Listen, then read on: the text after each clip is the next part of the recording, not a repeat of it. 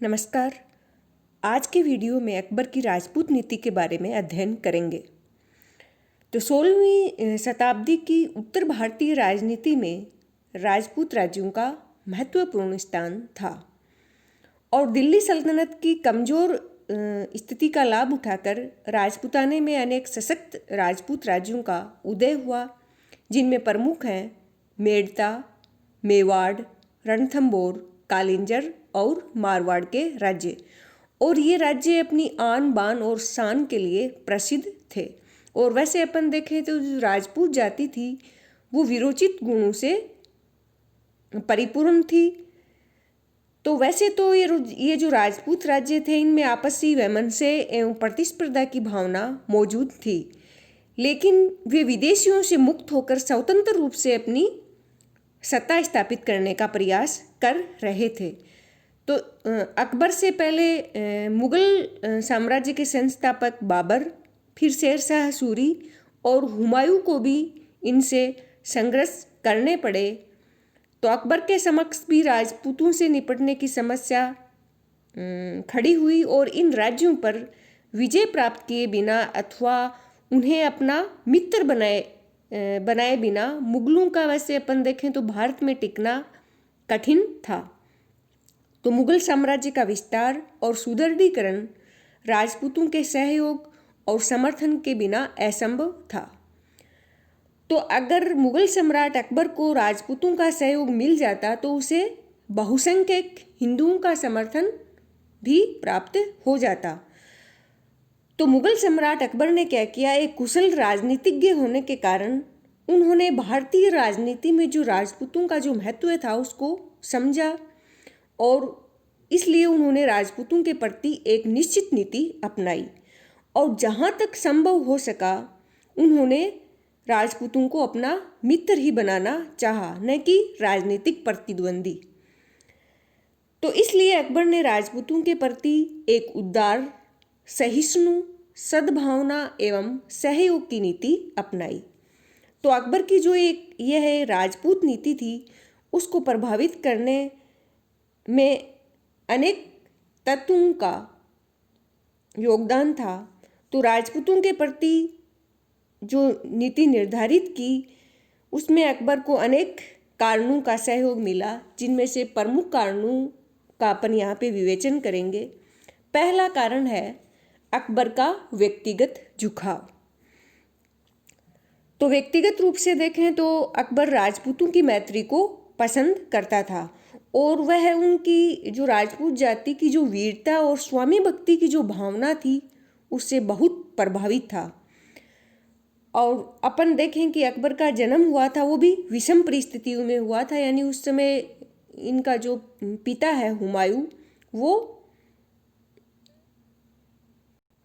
कठिन परिस्थितियों में था और अकबर का जन्म अमरकोट के जो राजपूत राजा हैं उनके यहाँ हुआ। तो वह अपने आप को राजपूतों का वैसे ऋणी समझता था और उनके साथ सम्मानजनक व्यवहार करना चाहता था, इसलिए भी अकबर ने उनके प्रति उदार नीति अपनाई। और अकबर ये भी समझता था कि जो लालची और स्वार्थी जो मुग़ल अमीर थे उनकी अपेक्षा राजपूत जाति थी वो वीर थी, साथ ही स्वामी भक्ति और वचन के पक्के थे। तो इसलिए उन्होंने राजपूतों की तरफ मैत्री का हाथ बढ़ाया। दूसरा कारण है भारतीय जनता का विश्वास प्राप्त करना। तो अकबर के सिंहासन पर बैठने के समय भारत में मुग़लों की सत्ता अभी तक सुदृढ़ अवस्था में नहीं पहुंच पाई थी, उनके समक्ष अनेक समस्याएं थी।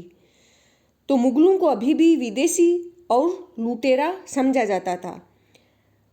तो इसलिए भारतीय जनता की जो सहानुभूति थी वो मुग़लों के साथ नहीं थी। तो मुग़ल सम्राट अकबर राजपूतों की मैत्री प्राप्त कर बहुसंख्यक हिंदुओं का समर्थन प्राप्त करना चाहता था, जो नवस्थापित मुग़ल राज्य की सुरक्षा एवं सुदृढ़ता के लिए अत्यंत आवश्यक था। तीसरा कारण है राजपूताने की भौगोलिक स्थिति।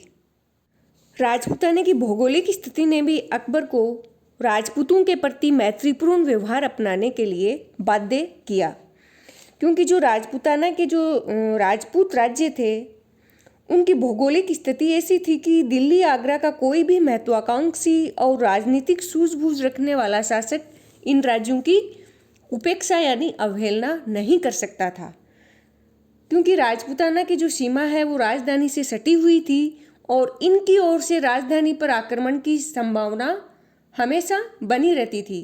तो बिना इन राज्यों को अपने प्रभाव में लिए राजधानी और अंततः पूरे साम्राज्य को सुरक्षित रखना कठिन था।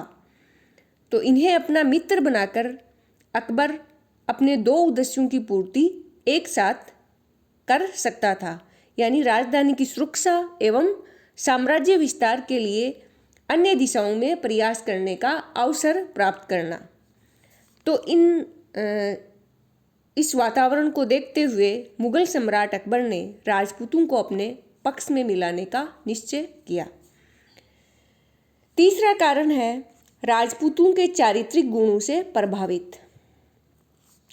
तो अकबर का राजपूतों की ओर आकृष्ट होने का एक प्रबल कारण ये भी था कि राजपूत जाति की जो चारित्रिक विशेषताएं और उनके जो जातिगत गुण हैं उनसे भी वह प्रभावित था, क्योंकि राजपूतों की जो वीरता और जो साहस की भावना थी वो अकबर को आकर्षित किया, क्योंकि राजपूत युद्ध में वीर गति प्राप्त करना गौरव की बात समझते थे और वे अपने वचन के पक्के भी होते थे और उसके साथ ही स्वामी भक्ति की भावना भी उनमें कूट कूट कर भरी हुई थी। तो राजपूतों की मित्रता प्राप्त कर लेने से अकबर को वीर और साहसी साथी मिल जाते और जिनका उपयोग वह अपने राज्य की सुरक्षा एवं शत्रुओं के दमन में कर सकता था। अगला कारण है वीर सैनिकों का प्राप्त होना।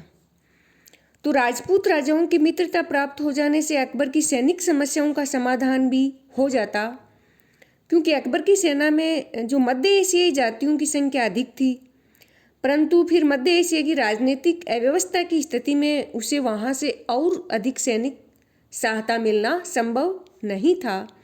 और दूसरी तरफ साम्राज्य के विस्तार के लिए अकबर के लिए सेना का पुनर्गठन भी अति आवश्यक था। तो भारतीयों में राजपूत जाति अपन देखें तो श्रेष्ठ योद्धा के रूप में विख्यात थी। अतः राजपूतों को अपनी सेना में भर्ती कर मुगल सम्राट अकबर अपनी सैनिक शक्ति को भी सुदृढ़ करना एवं अपने साम्राज्य का विस्तार करना चाहता था। अगला कारण है राजपूतों द्वारा साम्राज्य की सुरक्षा एवं स्थायित्व में सहयोग प्राप्त करने की आकांक्षा। तो वैसे अपन देखें तो मुगल सम्राट अकबर एक दूरदर्शी एवं कूटनीतिज्ञ होने के कारण इस बात को भली भांति समझता था कि नवजात मुगल राज्य के जो सबसे बड़े प्रतिस्पर्धी हैं राजपूत शासक, उनको प्रसन्न करना अति आवश्यक है। तो तलवार के बल पर उन पर विजय प्राप्त करना आसान नहीं था और वैसे भी राजपूत बहुसंख्यक हिंदू जनता के राजनीतिक नेता थे, तो उन्हें अपने पक्ष में कर राजपूत शासकों का सहयोग और हिंदू जनता का समर्थन प्राप्त किया जा सकता था, जो मुगल राज्य के स्थायित्व एवं सुरक्षा के लिए आवश्यक था। इसके साथ साथ प्रशासन के लिए अनुभवी प्रशासक एवं वीर सैनिक भी अकबर को मिल जाते, जिनकी आवश्यकता साम्राज्य के सुदृढ़ीकरण के लिए आवश्यक थी। अतः अकबर ने राजपूतों के प्रति उदार नीति अपनाई। फिर अगला कारण है मुगल अमीरों की शक्ति पर अंकुश रखने में सहायता। तो राजपूतों की मैत्री अकबर के लिए एक अन्य प्रकार से भी लाभदायक हो सकती थी कि मुगल अमीरों में जो मुगल अमीर थे वो निजी स्वार्थ की भावना से प्रभावित थे, यानी वो अपना हित साधने में लगे हुए थे। उनको मुगल साम्राज्य की सुरक्षा से कोई मतलब नहीं था। तो अकबर को प्रारंभ में जो मुगल अमीर हैं उनके षड्यंत्रों का भी सामना करना पड़ा, तो अकबर उन पर पूर्णतः आश्रित नहीं रह सकता था। इसके विपरीत राजपूतों की स्वामी भक्ति प्राप्त कर वह अपने समर्थकों एवं संरक्षकों का एक सुगठित दल तैयार कर सकता था, जो संकट के समय काम आए।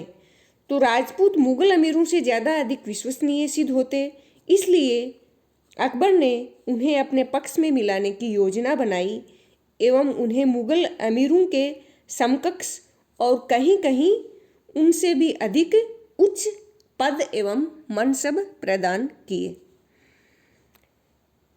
फिर अगला एक कारण है अफगानों एवं उज्बेकों पर नियंत्रण स्थापित करने में मदद। तो तत्कालीन भारतीय राजनीति में अकबर के अन्य दो प्रमुख राजनीतिक प्रतिद्वंदी थे, वो थे अफगान और उज्बेक। तो इनकी तरफ से अकबर को सदैव खतरा बना हुआ था और इनके दमन के लिए राजपूतों की मित्रता लाभदायक सिद्ध हो सकती थी। तो ये थे अकबर की राजपूत नीति को प्रभावित करने वाले तत्व। तो इस प्रकार अकबर द्वारा राजपूतों के प्रति उदार नीति अपनाए जाने के ये महत्वपूर्ण कारण थे। तो अकबर ने यथासंभव सभी राजपूत राज्यों को मित्रता के बंधन में बांधने का प्रयास किया और जो मित्र राज्य थे उनके साथ उन्होंने सम्मानपूर्ण व्यवहार किया और उन्हें उच्च पद और मनसब प्रदान किए। लेकिन जिन राजपूत राज्यों ने उसकी अधीनता स्वीकार नहीं की थी, उन्हें मुगल सम्राट अकबर ने नहीं बख्शा और उनके साथ उन्होंने युद्ध भी करने पड़े।